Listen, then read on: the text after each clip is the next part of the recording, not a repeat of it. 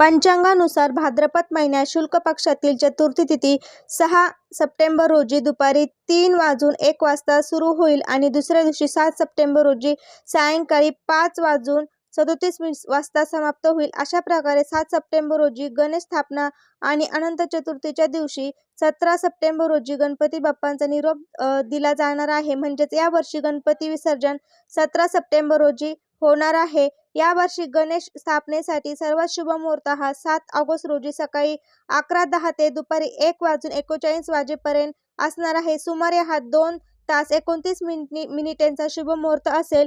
यावेळी ढोल ताशात गजरात गणपती बाप्पांचे आपण आदराने आनंदाने स्वागत करा आणि मूर्तीची प्राणप्रतिष्ठा करा. हा 10 दिवसांचा गणेश उत्सव आपल्याला साजरा करायचा आहे. तर पुराणानुसार शंकर आणि पार्वती मातेचे पुत्र गणपती यांचा जन्म भाद्रपद शुक्ल गणेश चतुर्थीच्या दिवशी झाला, म्हणून हा पण गणेश